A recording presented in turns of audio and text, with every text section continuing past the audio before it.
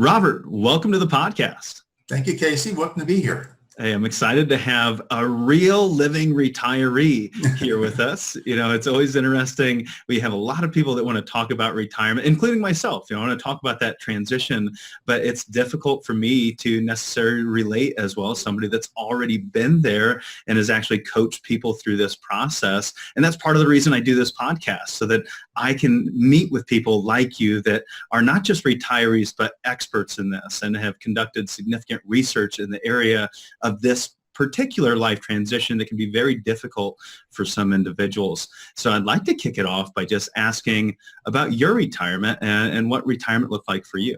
Sure. Well, I started a software company back in the early 80s. It was one of the very first computer-based training companies in the world, actually. And the company grew substantially in over 25 years. I was the founder, then the CEO, then the chairman. Venture capital came in and helped us fund the business. And in 2007, the company was sold to Kaplan, and it's now owned by UL, Underwriters Laboratory. And so when I was 63 years old, the company was sold, and I retired. And I thought, here I am. I've read all these books about retirement. I'm a psychologist. I'm ready for this. And lo and behold, about 6 months into retirement, I felt awful. I said, there's something wrong with me. There's something psychologically going on with me that I've never experienced this before. And it got worse. And so I decided I was a smart guy. I'm a psychologist. I'll figure this out. So I started doing research on what happens when people retire and what happened to me. And so what I started discovering, I went around and talked to people who had retired. And I found out that retirement is kind of a dirty little secret for a lot of people, because there are a lot of people who are miserable in retirement, but they never tell a word because they're embarrassed about it. They're saying, I should be happy. I've retired. I've had a great career. And now everybody expects me to be living the good life. And I don't feel like I'm living the good life at the present time. So that's sort of my story and what started me down the road to researching this topic and writing the books, The Retiring Mind and Honey, I'm Home.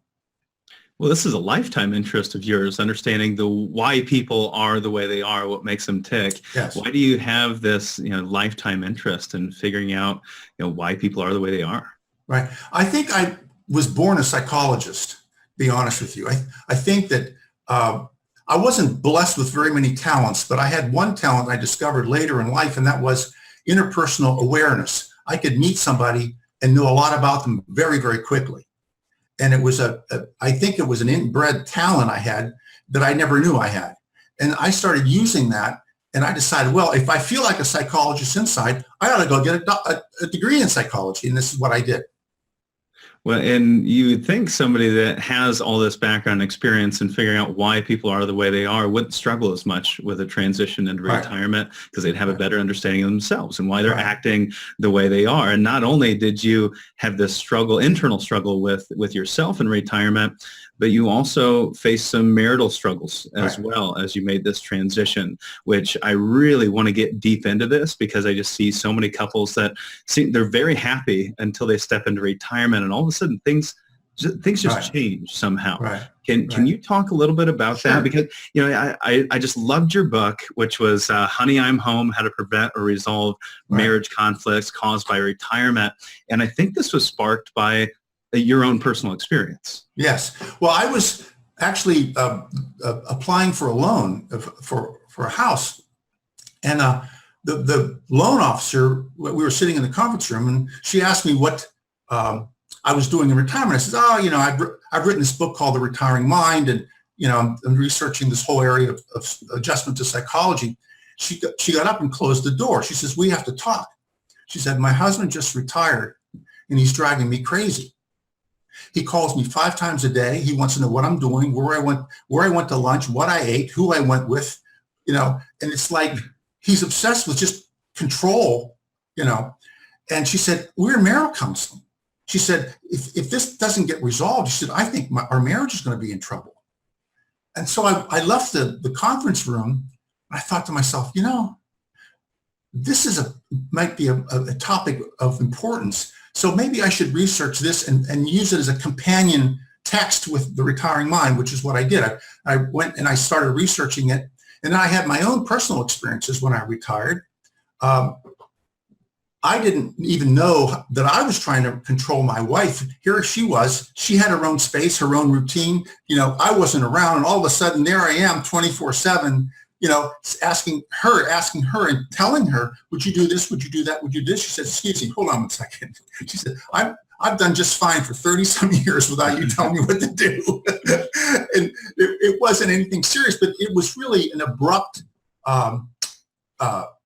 acknowledgement to me that there is an adjustment, not only psychologically for me, but there's an adjustment for everybody around me, because I'm the new gun in town. I'm the new energy force in town.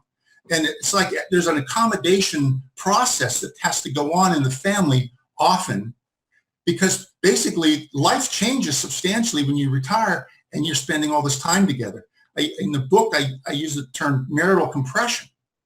And what I mean by that is because you spend so much time together, everything feels like it's compressed.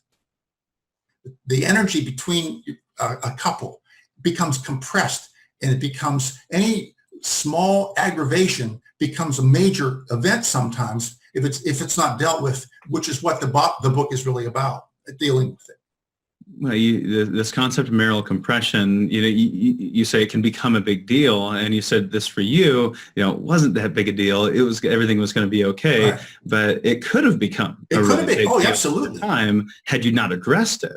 So absolutely. What did you do to address that issue? How did you overcome it? Because this is something that I hear about all the time, not just from people that are in retirement. They've had that experience, but before they even get there, they're already, thinking about this, and the woman or the man say, I don't want him home all the time. Or, I don't want her home all the time. Right. Well, when I retired, I was blindsided by all of this, because there were no books written on this. There's nothing you could do to prepare. Nobody led the way and said, this could happen. Be aware of it. I think half the battle in retirement is really being aware of the potential changes that are going to be required. And the changes often require inner knowledge, insight, understanding of what's happening between you and your spouse. And the problematical issue that is much more serious is, and we get into this in the book, is that your personality differences are often substantial in a marriage. And what happens is that whenever your differences get managed, because one or both of you work all day, so the amount of time you spend together is in the evening, dinner, maybe watching TV or sporting events or whatever, and on weekends, which you may have social events. So you're not compressed together. You're not shoved together where your personality conflicts become increased. So that's when the problem occurs, because what happens whenever you have personality conflict, it's intrinsic to you. It's coming from the inside of you, and it's manifesting itself in your relationship. And it requires a different type of process to deal with that.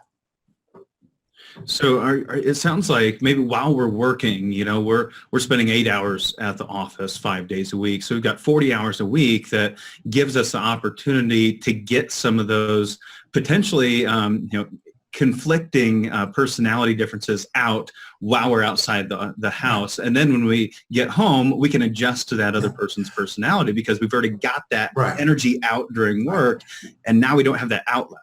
Yeah, the way I describe it is that personality conflicts in a marriage get managed by absence. And now you don't have that absence. You don't have the absence. So what did you do specifically? Were there any actions that you took in order to make sure that you could make that adjustment? Yeah. Well, I'll tell you what I did is in the Honey, I'm Home, I created a sentence completion test. I don't know if you were aware of that, but what it is that it says when a man and then when a woman. And what it does is you complete the sentences. I like it when you, I appreciate you when, things like that. And unlike psychological sentence completion tests, this is designed to reinforce what it is you love about the other person. And it's very reinforcing. And so what I did, I used this as a test base on myself, and I filled it out on my wife, and I had her fill it out on me. And surprisingly, we'd been married for a long time, but at the time we married for 35 years. And I learned new things about what she thought about me, what she liked about me. We'd never really taken the occasion to talk about those things. And it was actually very inspiring for both of us, because what it did, it brought us closer together. And we realized that no matter what conflicts we had, the bond between us was so strong that we could overcome anything. Mm-hmm. And it was a new revelation for both of us. In a way, you were practicing gratitude, right? I mean, you were really figuring out what you appreciated about one another, which can become a daily practice for many people. Is this something that you've implemented and made part of a daily practice or a regular routine? No, what happened is that when we went through this, it really reinforced and opened our eyes to the relationship, the patterns of the relationship. You know, when people get married, often people tell weird stories about people getting married. They said, I took one look at her and I knew I was going to marry her. Or she said, I saw him, I went on 2 dates with him and I knew he was the one. And what that really is it's a vibratory frequency compatibility. That what happens when people function like that, their individual frequencies compatible with the other person. And so that's when relationships move really fast. It's because they both know the compatibility. What I tried to do with the sentence completion test was simply reinforce that frequency compatibility. And that's what I just put words to the energy. And is that something that you need to revisit on a regular basis? You didn't do it for 35 years. I really never felt the need to revisit it once we did it. It was that powerful. Really? Right. And were there some questions that were more powerful than others? Yes. I mean, there were some things that I learned that my wife really liked about me that I had no idea she really liked that when I did that, or attributes about me. And it was reinforcing. It strengthened our relationship. Did you make any changes after going through that exercise in order to overcome some of these potential conflicts? I think there's no question about it. I think the changes weren't made out of like make a decision to make a change. I think they just were a natural unfolding of the process. It just happened. It's like whenever you don't know something and now you know it, you change. And it's what insight, in psychotherapy, all psychotherapy is triggering insights inside of you to make connections. And once that happens, you're changed. Yeah. Well, you mentioned this heart energy in the book, and then you mentioned again this feeling when we first encounter a loved one, we feel this connection. And can you just tell us, I just really enjoyed this chapter. You talked about, you might say, well, I'm falling out of love, or, I just don't feel, as connected as I used to. And, realizing that, even those people that might have personality conflicts or have psychological differences, that feeling they had when they first met, it was almost biological from what you understand from your research. That's right. What in the HeartMath Institute did the research on this. And what they discovered was the heart has a energy field projected out. It goes out, it's the strongest up about 5 feet, but it goes out about 8 to 10 feet. And what happens whenever you hug someone or you dance with someone or you're very close with someone, what you're doing is you're exchanging energy. You're exchanging information and knowledge with that person, but it's subconscious. It goes into emotions. It doesn't go into your cognitive structure. It's how you feel. And so they've done all different types of research on this. And when I first ran across, I thought, this can't be true, It sounds like hocus pocus. Yeah. But then I started delving into research in quantum physics, and it's totally explainable from a scientific point of view. It's how it works. It's an energy field process between human beings. And whenever you have a consciousness level, a frequency level that's compatible with your spouse, your life together is going to be much, much better than if you have a big discrepancy between your vibratory frequencies. So for example, I'll use a crude example, but if you are a concert pianist and you marry somebody who likes to go out on weekends and go to bars and get drunk,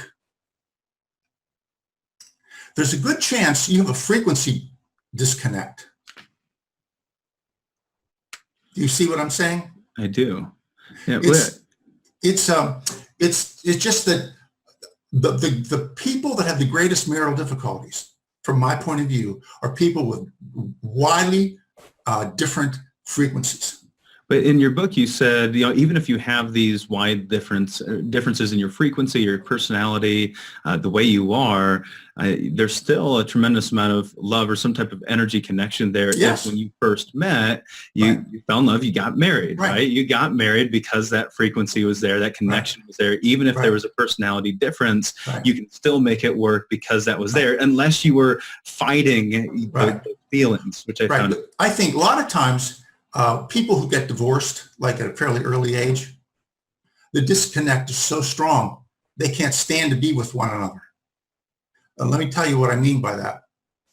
Let's say you have a very high frequency. Let's just say you as a human being have a very high frequency. And that's what you emote. I mean, that's coming off of you as an energy field. If you encounter somebody with a very low energy field, you make them uncomfortable. They don't know why. And they feel it. And in my life, I know there's certain people that I really liked. I really tried to establish a communications with, and I could tell I almost repelled them for some reason.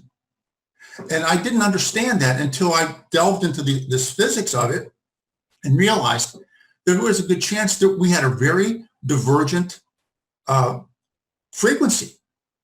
So do these things change over time? We get married, we have this connection, and then we're 35 years later. Are we different people with different energies that maybe we shouldn't be together anymore? Yeah, I think a person who makes a dedicated effort in increasing their self-awareness and increasing their dynamics of their life, the positive dynamics of their life, they definitely can alter their frequency. Definitely. But it's not transformative. I mean, what I mean by that is that you can modify it, but you can't completely transform it. Let's just say you have a very high frequency and this person's a very low frequency. That person's not going to get to where your frequency is. They're going to improve their frequency. They're going to get closer to you, but the chances of them altering their life to the extent of moving into your frequency level is pretty slim. So I guess you talked about marital counseling. I wonder, we talked about early marriage, and it sounds like you'd say, well, if the frequency isn't there, it isn't there. Marital counseling maybe isn't going to work. Is marital counseling different later in life as you maybe have been married for a few decades, you're stepping into retirement? Well, I think if you're married for a long time and you've managed to be together and relatively happy, there's a very good chance that your frequencies are compatible, or at least close to being compatible. It's not a deal breaker, let's put it that way. Can you discuss maybe a couple you've worked with that were maybe on completely different frequencies or having a lot of struggles, and how you help them overcome those things?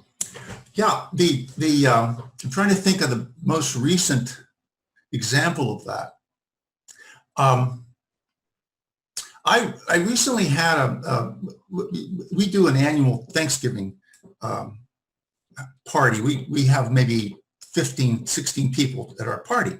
Now, if you've ever been to Christmas parties, Thanksgivings and everything, all kinds of psychological stuff's going on. It's a complete mosaic of compatibilities, incompatibilities, personality differences, irritations, wonderful things. They're all mixed together.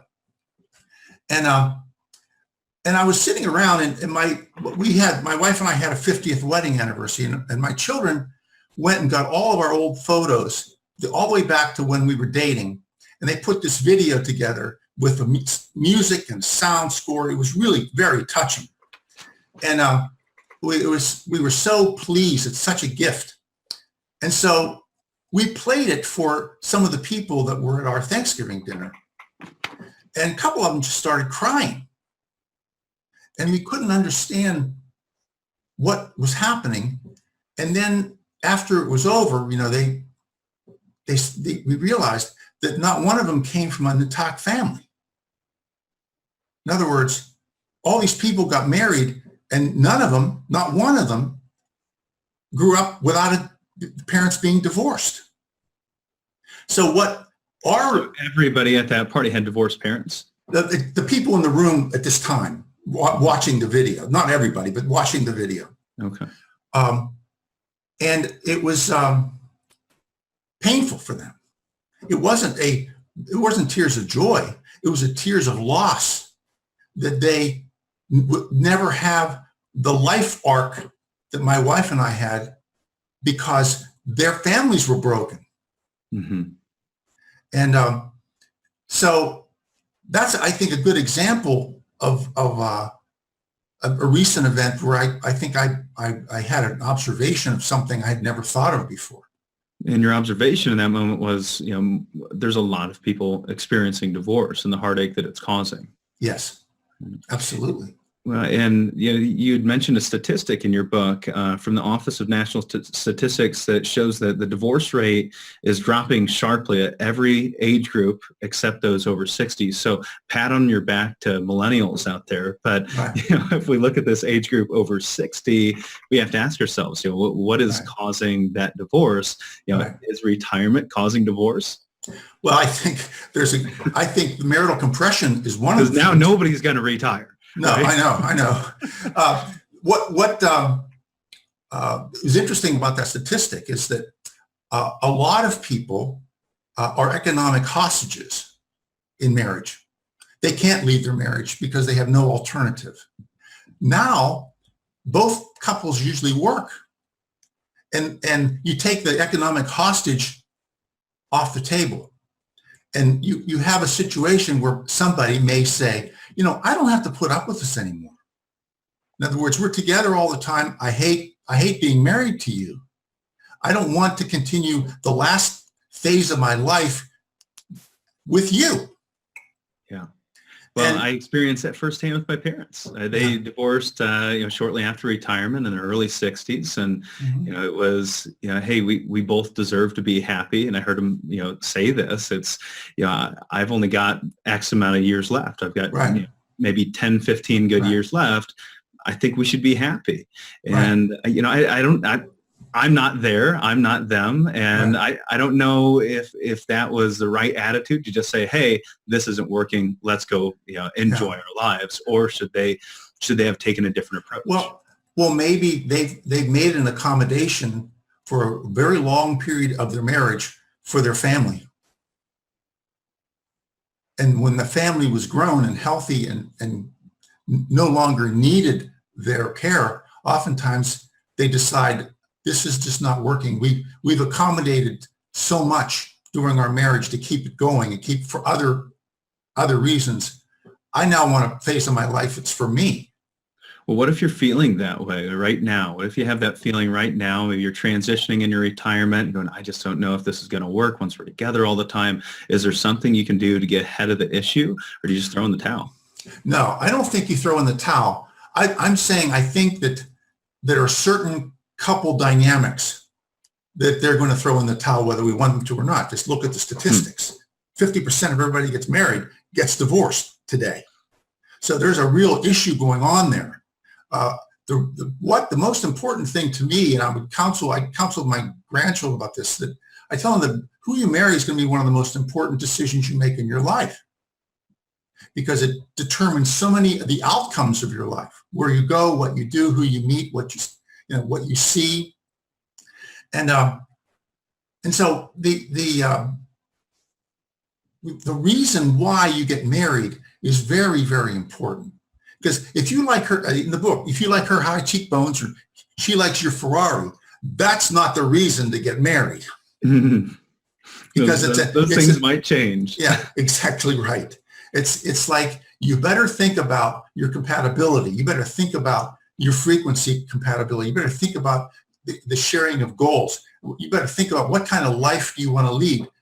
You know, what outcomes do you want associated with this marriage? And often we don't think about those things because basically we're being guided by our heart. We're not being guided by our mental processes. It's like, I feel this and I want it and this is it. You know, I feel it. And so I guess it's a combination of those emotional aspects and more thoughtful aspects that have to be mixed into the decision.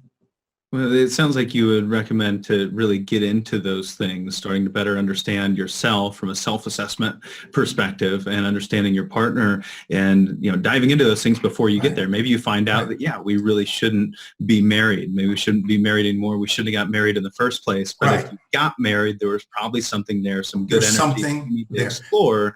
And so maybe it's the personality stuff that really is what we should do to get ahead of things. I know you're a big fan of the Enneagram questionnaires. That seems to be pretty central to most of your discussions regarding purpose. They just appear very important to you. And I don't know that everybody's familiar with what an Enneagram is. It seems to be something that is starting to be a trend lately. I know my sister-in-law, she bases all of her friendships and relationships off that test. Like they take this test and then they decide if they're going to continue to be friends with people or not.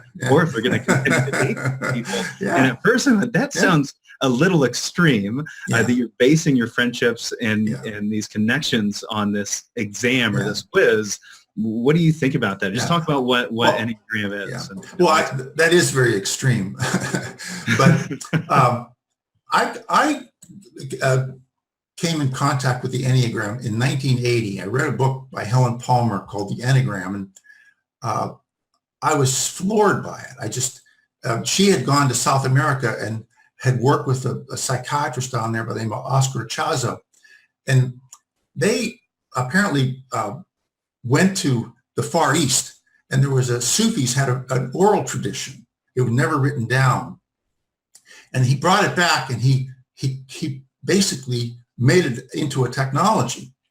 And it's very esoteric, and I was completely blown away by it because when I discovered my Enneagram type, it was so accurate for me, it was unbelievable. I couldn't believe that any methodology could describe me as accurately as that described me. And I began studying it. I began using it. I ran my entire company based on the Enneagram, because what I would do is I would say, okay, this person is a 3. That person should be in sales. It's a natural thing for a 3 to be in sales or management or whatever. A 1 who's the master is a perfectionist. That person is likely to gravitate toward programming, something technical, something perfectionistic. You know, if I'm going to have brain surgery, I'm just going to ask the surgeon, take this test. If you're not a 1, I don't want you to. I don't want you to do anything to me. But what I learned is that people naturally gravitate toward their Enneagram type, because if you are naturally flowing in life and you're drawn to certain things and repelled by certain other things, you eventually sort of end up in something that's compatible with your Enneagram type, because it enables you to be successful without a great deal of effort. For example, I'm an Enneagram 5, which is the solitary mystic. You and I were both solitary mystics when we went through this. And I wonder if that's kind of something that maybe I think from what I read there, it's actually an attribute that I see of a lot of families that I work with. Maybe they're high achievers and they're struggling with this transition. Yeah. Well, basically, the attributes of a solitary mystic is they tend to be mental. They tend to love to delve into things and learn about them and penetrate them. And I think of Bill Gates. You know, if there's ever a walking 5, it's him. I mean, he's really smart, but he doesn't push himself out into the front of he's not a promoter. Well, and on that note, I thought what it said was interesting is these individuals, they're maybe introverted. They don't like to be in front of the camera or in front of, an audience, but they realize that's what they have to do in order to be successful. That's right. And that's, for me, I don't really like talking in front of large groups. I would rather be by myself studying or something that way, but I'm constantly doing things that I'm maybe not comfortable with, like this. Well, I think also whenever you're a type, you can sort of flex inside that type. It's not a hard classification. It's more of a set of tendencies. I always thought there was something wrong with me, to be honest with you, because I could go in my office and I could be working on something. I could be up there for 3 or 4 days, just send me food. I didn't really need the reinforcement and the energy and the dynamics of other people. I just didn't need it. Whereas I realized with my wife, which is another interesting thing, she is a harmonizer. She's a 9, and she needs other people. And we had one of the points of conflict we had is that she needed to go out and be with other people. And I would say that I don't want to. That's boring to do that. And so I realized that I wasn't really. Well, there's one obstacle you had to overcome. Right. And I realized that that we had to do something, and because she was touching my discomfort zone because what she wanted to do and the people she wanted to do it with. So we made through this Honey I'm Home process, we made a deal. And the deal was, look, I'll go with you, but in 2 hours, I want to leave. And because you tend to enjoy it so much, you want to stay all night. You want to be the first to arrive. We can go out to dinner and give me 45 minutes, get the meal done. I want to go do something else. Right. She can sit there for the next 2 hours on top of that hour. Oh, I know. And another sign of a 5 is after dinner, you look around and they're gone. They're somewhere else.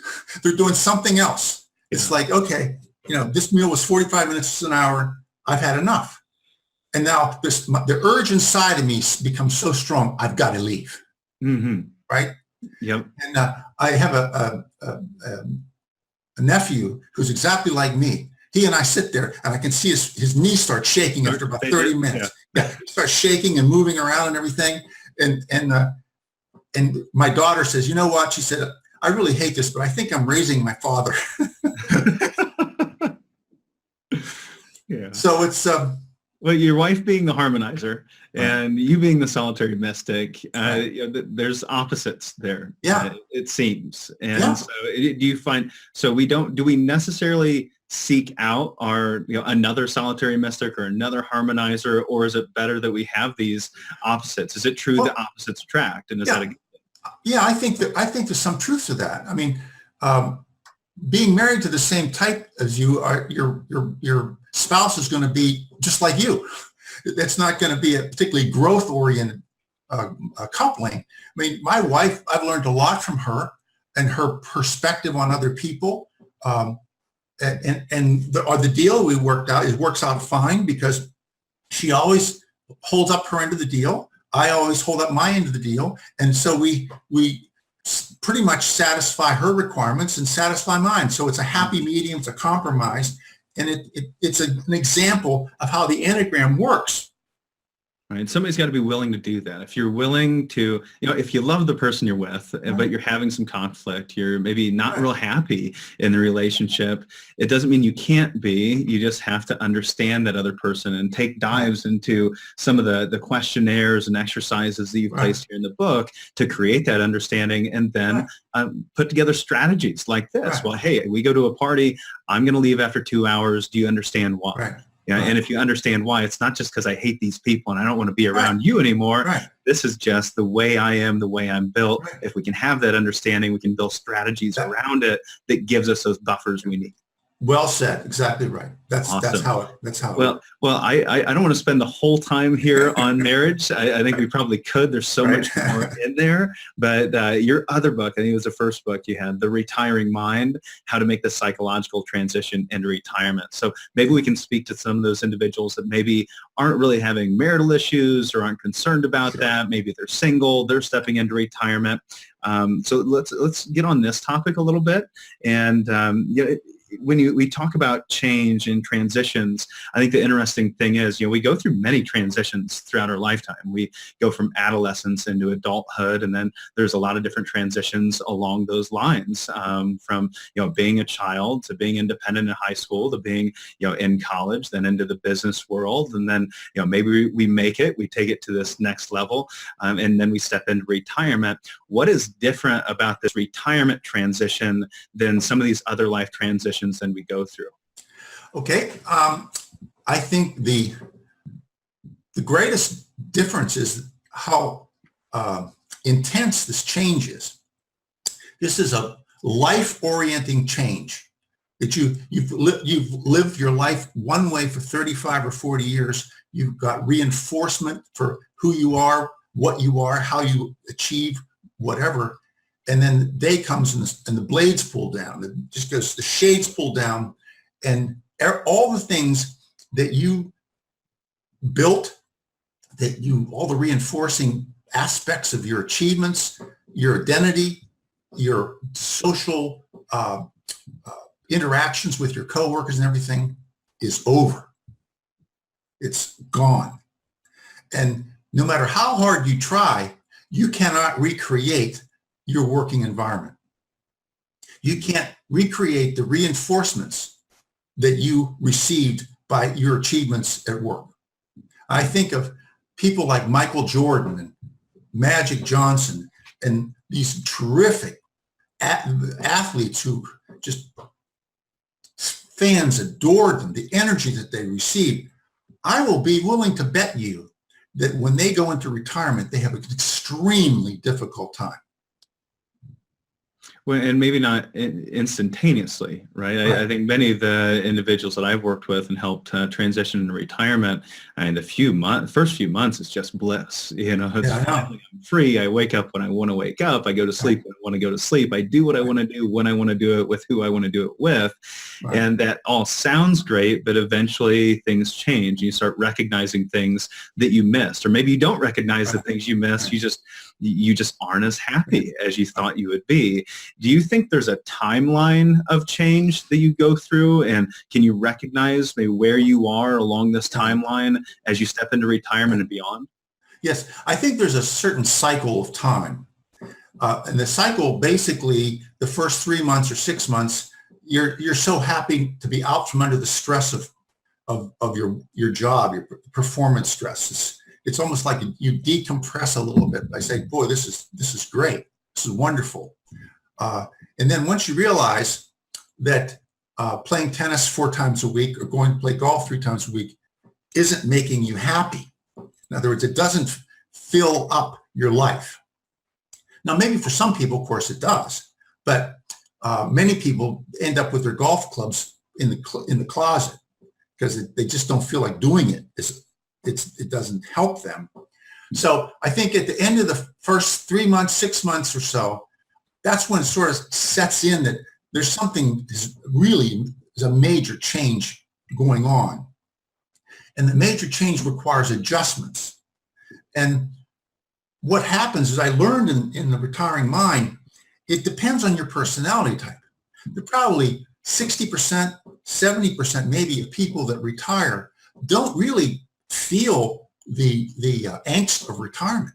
They look forward to it. They work their whole life.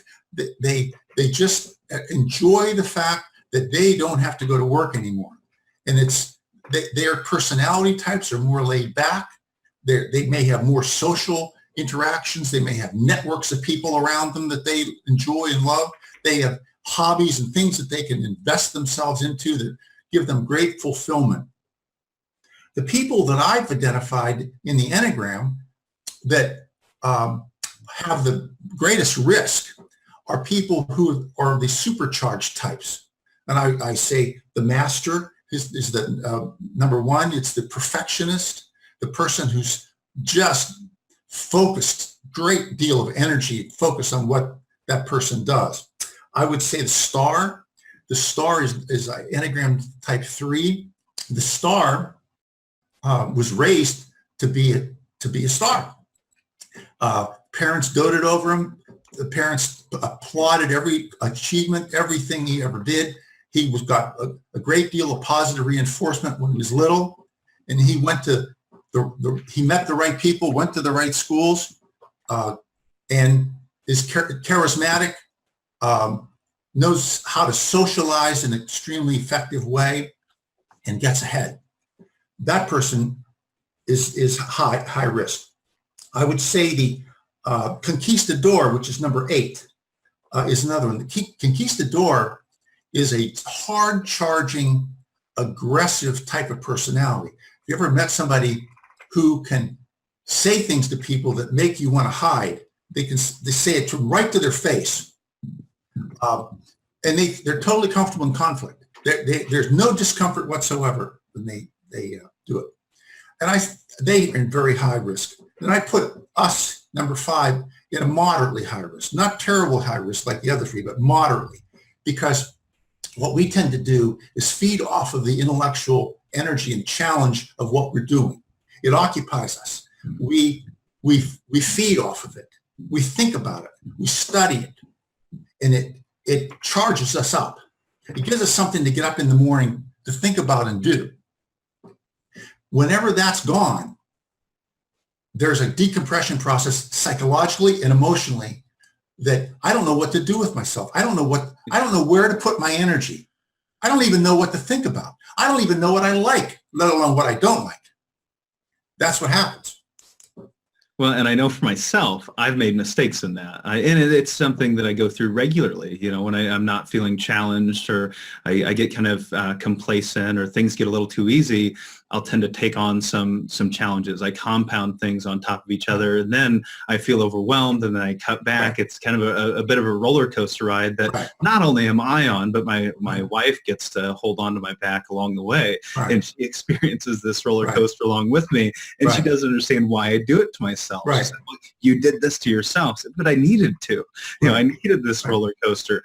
Do you see that there are some common mistakes that individuals make along this timeline when they get to this point of angst? No question. Well, I could give you my own example.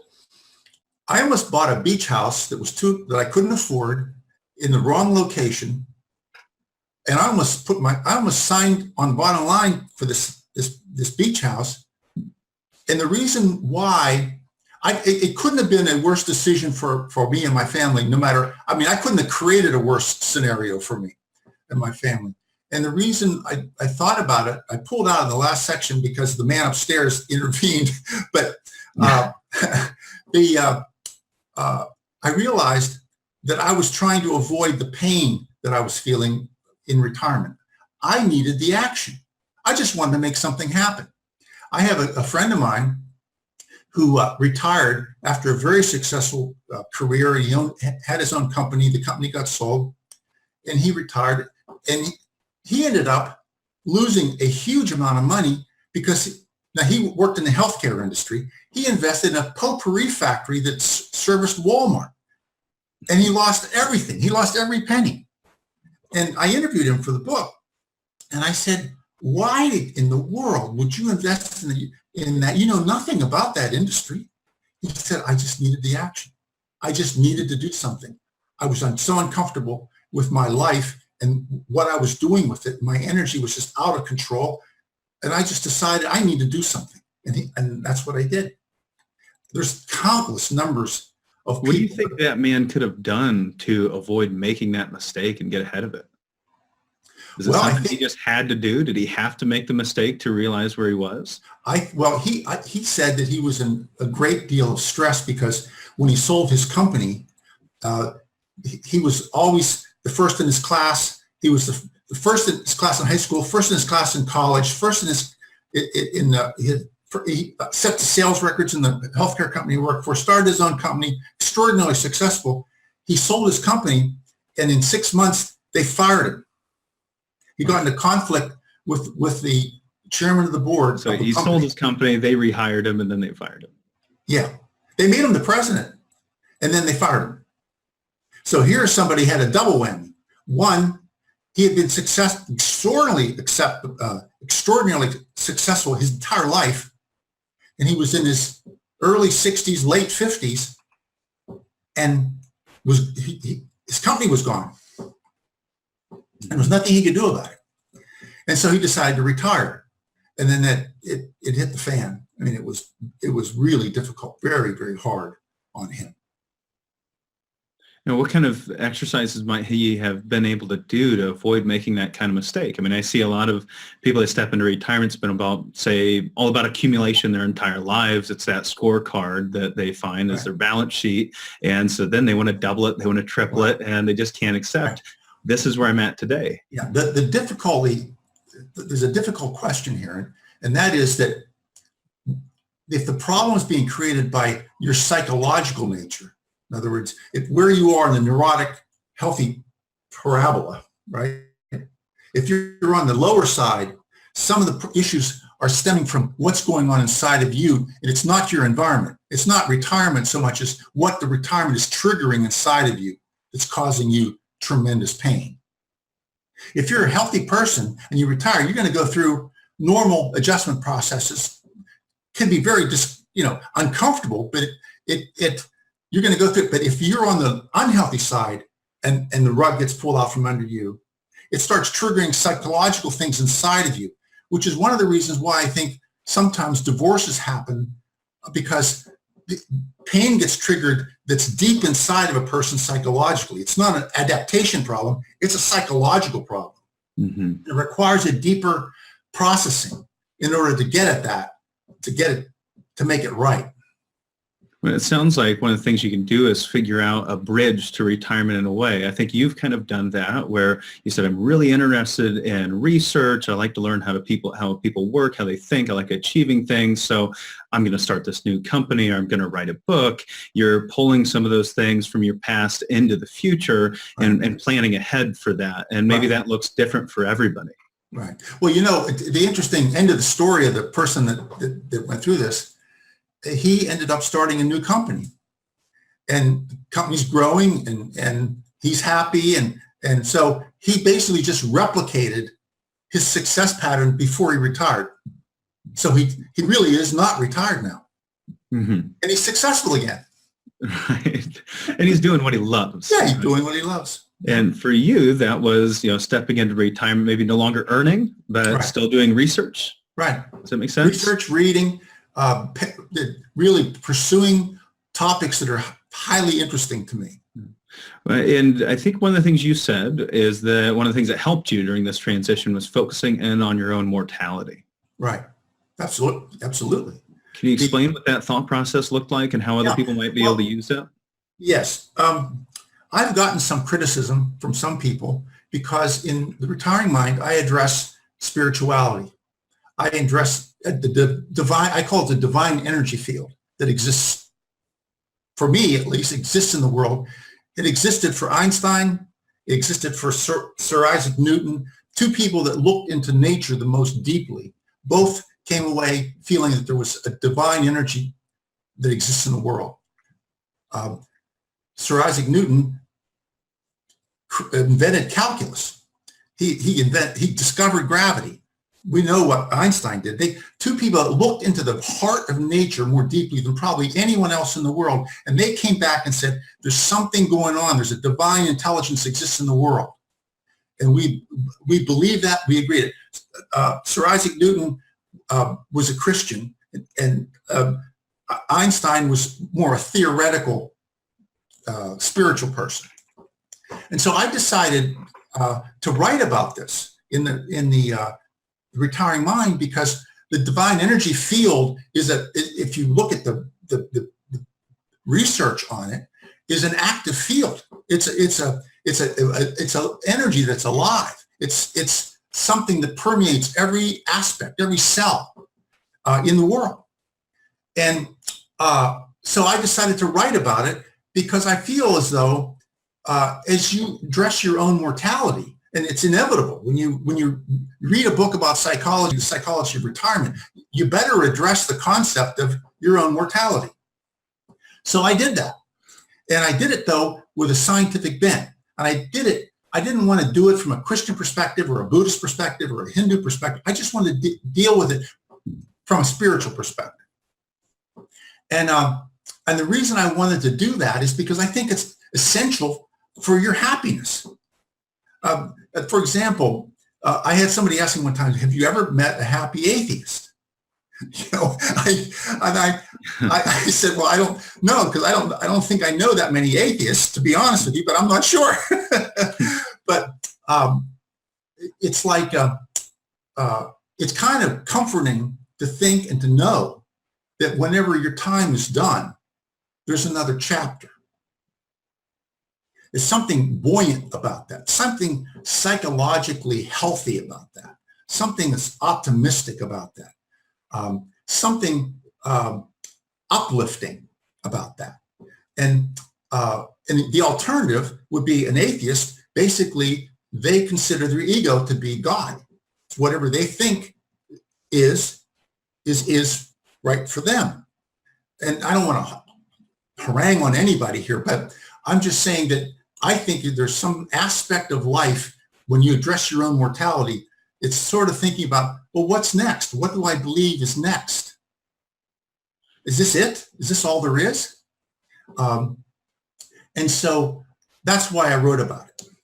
And does that help direct your purpose, say personally or for other people? Do you believe that you can have purpose without spirituality? Does one come before the next? How do they work in conjunction?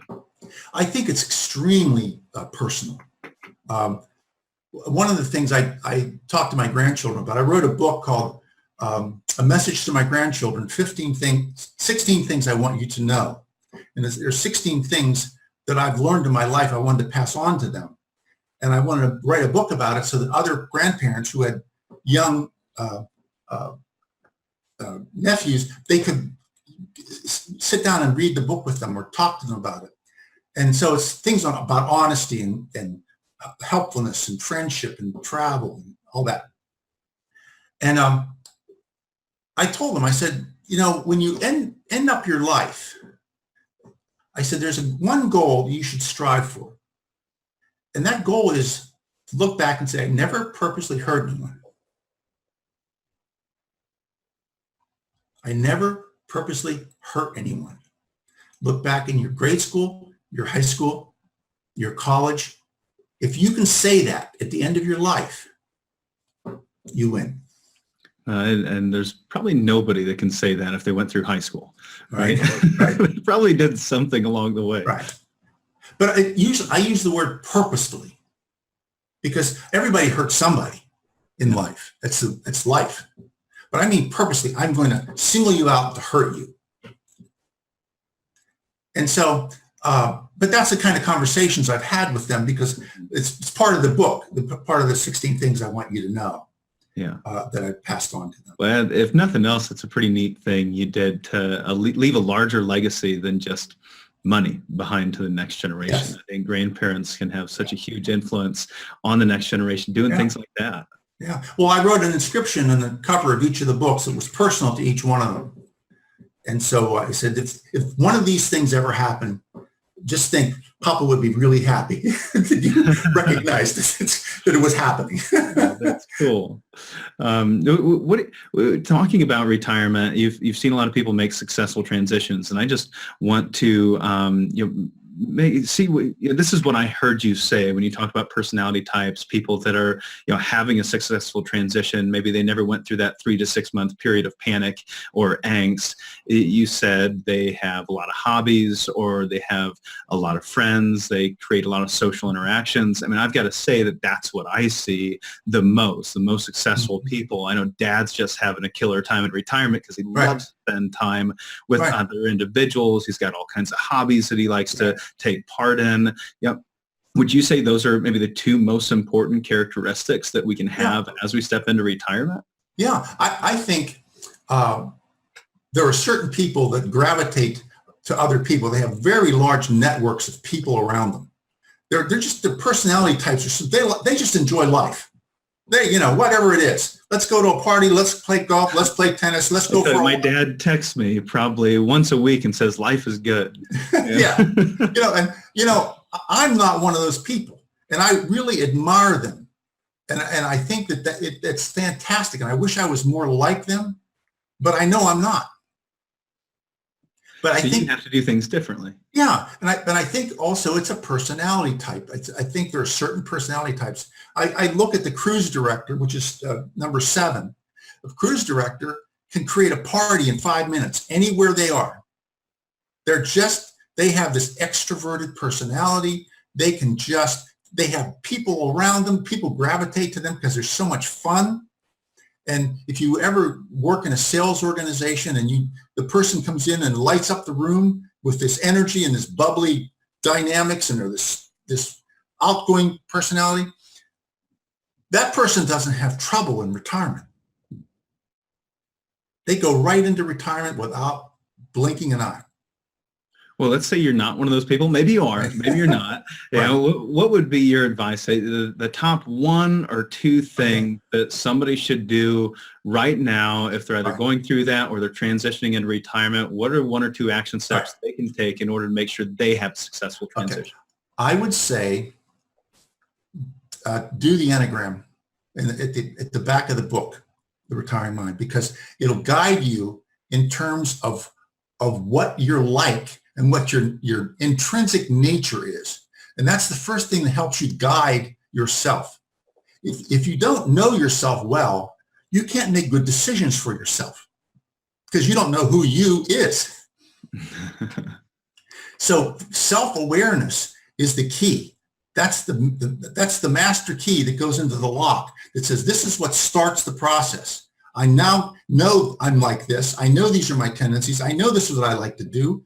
This is like, hello, welcome to this new world called me. This is who I am. Well, maybe this is off base. You just made me think of something. It's just something that we encounter all the time. We've had 2 cases this week. Another one of our advisors met with a gentleman in this situation. I met with a couple in this situation where they've got more than enough money to last the rest of their lives. One is sitting on a $10 million portfolio and they're spending none of it, right? They're just living off Social Security and pension and some residual income. They've got some royalties.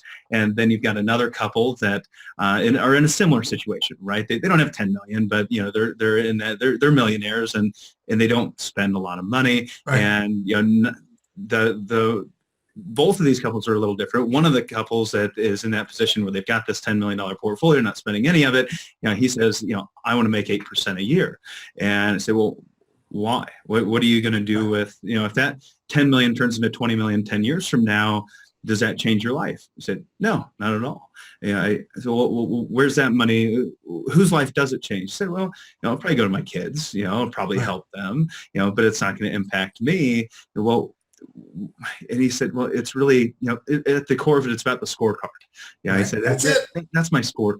If it goes from 10 to 11 to 12 to 13, it just feels good, but you can't really quite accept that he's not making more money for himself. He's making it for somebody else. He can't focus on that end goal and where the funds are going. And I just see that with so many individuals that they have trouble accepting the reality of the situation, where the funds are going, which is really, we're talking about the purpose of their lives, but that it does kind of connect with the purpose of their life savings too. Right. The purpose of their life savings is no longer for them. They don't need it anymore. It's for somebody else. They have trouble accepting it. Right. Well, I just had a thought when you mentioned that is a lot of people with that level of money, their friends have that level of money as well. And they're still competitive. Mm-hmm. That they're basically got to where they are for some reason, that either they earned it, they sold something, they made it, and it's a country club thing. It's a discussion point. It's like, well, do I have more money than him or her, or do they have more money than me? It's competitive. It's their jousting match. And I guess, does that connect back to their personality type? I mean, maybe that's not such a bad thing that they focus on these numbers and growing. It's part of their scorecard because it creates some type of fulfillment or purpose. Well, it gives them something to think about, something to do, something to talk about, it gives them action. It's interesting. It's interesting. So I took us a little off base there, but I don't know. It's just been something that's been on my mind, why we have trouble accepting our own mortality, or, where our life savings is going in the end, what the real purpose is. Because if it's going to the kids, there might be a better way to position those assets to most efficiently accomplish that end goal. But we just can't get over that hump of saying, yes, it's going to the kids. Now, how do we best pass it on to them? The interesting thing about the example, which is perfect, is the root of that example is psychological. It has nothing to do with the 100%. Yeah, absolutely. Yeah, all money decisions are psychological in some way. And one of my questions that I wanted to wrap up with was, with your experience in psychology, you studied it from all different ages. How does our psychology change as we age? Is there a change? Yeah, I think we mellow out is what happens. And the reason we mellow out is because life beats us up some. In other words, nobody escapes life without going through hardships and pain, maybe death of a loved one, some harsh thing or several harsh things occur that you have to live through. And I think what happens is that we're almost like a piece of metal where somebody takes a ball peen hammer and keeps hitting it like this, and it melds that metal and it softens it so that when we get older, you get stressed out about less because you've been through so much. Right. And you have more of a philosophical orientation just because of your age. Is there a way that we can use that to our advantage? Well, I think you do. I think it's a philosophical thing to understand your life. I mean, in terms of we go back to the energy. The energy field that you live in is molded by the experiences you've had during your whole life. And so where you are in retirement is a product of everything that's happened to you in your life, in all aspects. It's very true and well said. I want to wrap it up with a couple of questions, maybe general in nature, but there's one very specific. And that was one that you had mentioned that you almost bought a place on the beach and you ended up in a place. Now you have a home in Marco Island. You spend the winters in Florida. Then you go back to Pennsylvania in the summer. You're a snowbird. As many retirees are today. And in your book, you talk about the power of place. Right. So there's a lot of families I'm working with that are thinking about buying a lake home, or they're thinking about moving to Florida, getting an RV and traveling the country. Do you think that, there's this idea that you can be happy anywhere, right? You don't need to be in Florida or on the beach or in the mountains in order to be happy. And I see people that are in retirement that never seem to find that happy place. They live in Florida, then they live in North Carolina, then they live in Indiana. And do you think that there's one place that can bring us happiness, or can you be happy anywhere? Well, that's a really good question. How would I answer that? I can only tell you how I perceive it. I think there's definitely something called the power of place. And it's an amalgam of a lot of things. And I just use my own example. I live in Solebury, New Hope, Pennsylvania. I live in a house that was first built in 1710. It was a log cabin. And it was added on and added on and added on. And it eventually was purchased by Moss Hart and Kitty Carlisle, the famous playwright. He added on to it. There's something intrinsic, creative and intrinsic about that part of the country for me. I like the architecture. The house is made of stone. It has a stone fireplace. It's 14 feet long. And it gives me a great deal of pleasure to live there. And the energy field created by that area of the country is compatible with me. I love it there. And then we came to Marco Island, and the same thing happened. It's like this little quaint village, which is 2.5 miles wide by 5.5 miles long. You can get anywhere in the island in 5 minutes.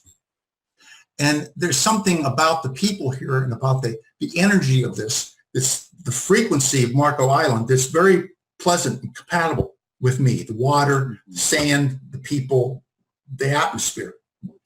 I really think there's such a thing called the power of place. And I think the people can find that. And surprisingly, one of the things that I've discovered is people that lived in Manhattan and leave miss it terribly. They try to find a place to live, and they're so accustomed to having all the aspects of Manhattan in front of them, the restaurants, the theater, everything, that you can't simply replace it by moving. So I think there's a place for everyone. There's multiple places for everyone. But I think it's something, it's an aesthetic. It's something you feel. It's not an analytical thing. It's not a financial derivative. It's how you feel when you're there. Well, you say it's an analytical thing, but I mean, some of these decisions are pretty important, right? They can be financially devastating, as you said. Maybe you bought the beach home. That could have been potentially financially devastating. And so it would be nice to be able to get ahead of these things. Do we have to go and experiment and feel out these places, or are there things that we can do to help identify what type of place might be best for us? I came down to Marco 5 times before I bought a house down here to see. I just kept coming back because we just enjoyed it here. There are probably other places on Florida that would suit me, but I've gone up and down the coast of Florida, and there's no place that called me except here. And I've been to Fort Lauderdale, Pompano Beach, West Palm Beach, the whole thing up the side of the coast, Miami, and just nothing felt the same. And so I do think there's definitely an economic consideration when you move, as you point out. But I'm saying the power of place is emotional. It's a frequency thing. It's not a financial thing. You could live in a tent in the right place and be happy. Yeah.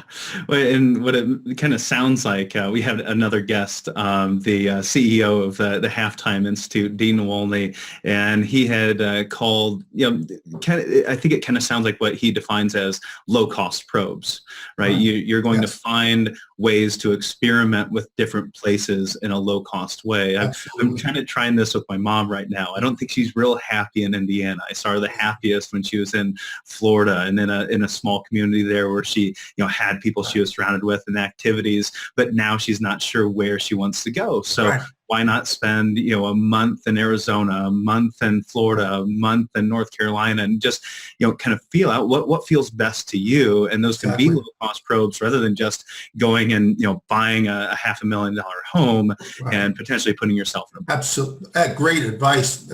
Perfectly said. The worst thing you can do is just buy something. Yeah. Just go buy it. Makes a lot of sense. Now, I've got 2 general questions for you as we wrap things up. I know it's time to go here. One is, I think you've been retired for 15 years now. Is that roughly correct? Okay. So you've been retired 15 years now. If you could go revisit your 15-year younger self, what kind of advice would you give? I think what I should have done is I should have invested in more pleasurable activities, things that brought me pleasure.